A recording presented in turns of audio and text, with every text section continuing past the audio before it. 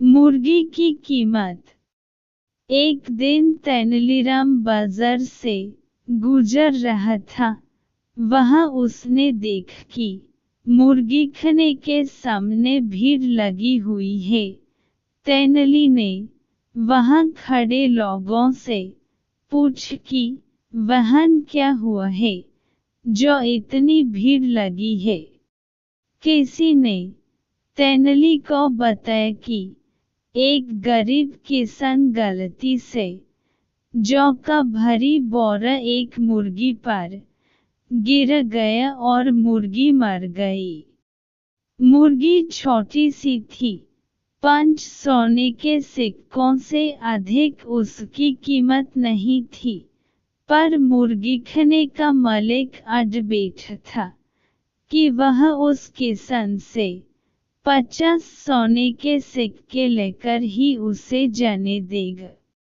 उसका कहना था कि अगर मरी न होती तो 2 सालों में यही छोटी सी मुर्गी 50 सिक्कों के बराबर की मोटी मुर्गी बन चुकी होती। झगड़ा बढ़ता ही जा रहा था। तभी किसी की नजर राज्य के अष्टदिग्गज दरबारी तेनालीराम पर पड़ी। लोगों ने हटकर तेनाली के लिए रास्ता बना दिया। मुर्गी के मालिक ने तेनाली के आगे सिर झुकाया और अपनी दलील पेश करते हुए कहा, हुजूर, इस आदमी ने बेईमानी में मेरी ऐसी मुर्गी को मार डाला जो 2 सालों में इतनी मोटी ताजी हो जाती कि मैं उसे 50 सोने के सिक्के में बेच सकता था।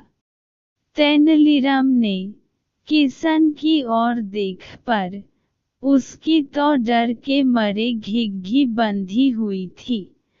तुम इस मुर्गी वाले को 50 सोने के सिक्के दे दो, क्योंकि तुमने इसकी मुर्गी मारी है जिसकी कीमत यह 50 सिक्के बताता है।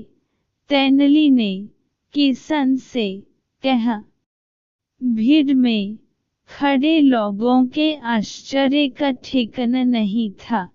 उन्हें लगा था कि तेनालीराम न्यायोचित बात करेगा, पर यह तो सरासर अन्याय था। मुर्गी के मालिक की बांछें खिल गई। हुजूर, लोग ठीक कहते हैं कि आपका न्याय हमेशा सही होता है। मैं उनकी बात से पूर्णतया सहमत हूँ। हाँ भाई, न्याय तो सही ही होता है। तेनालीराम मुस्कुराते हुए बोला, अच्छा यह बताओ कि साल भर में तुम्हारी मुर्गी कितना दाना खा जाती है। हुजूर, करीब आधी बोरी तो खा ही जाती। मुर्गी का मालिक बोला, तो अगर यह मुर्गी जीवित होती तो 2 वर्षों में कम से कम 1 बोरा दाना तो खा ही जाती, है ना? तेनाली ने पूछा। मुर्गी के मालिक ने सहमति में सर हिला दिया।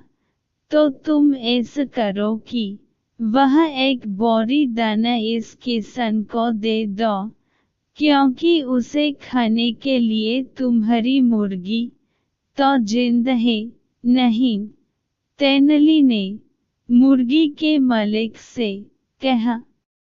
अब तो उसकी सिट्टी पिट्टी गम हो गई। दाने की 1 बोरी की कीमत 50 सिक्कों से हीन ज्यादा थी। इधर तेनालीराम के इस न्याय से किसान के चेहरे पर मुस्कान आ गई। भीड़ में खड़े लोग भी खुशी से चिल्लाने लगे। मुर्गी खाने का मालिक बुरी तरह झेंप गया। उसने उस मुर्गी के एवज में किसान एक भी पैसा लेने से इनकार कर दिया और झट से अपनी दुकान में घुस गया।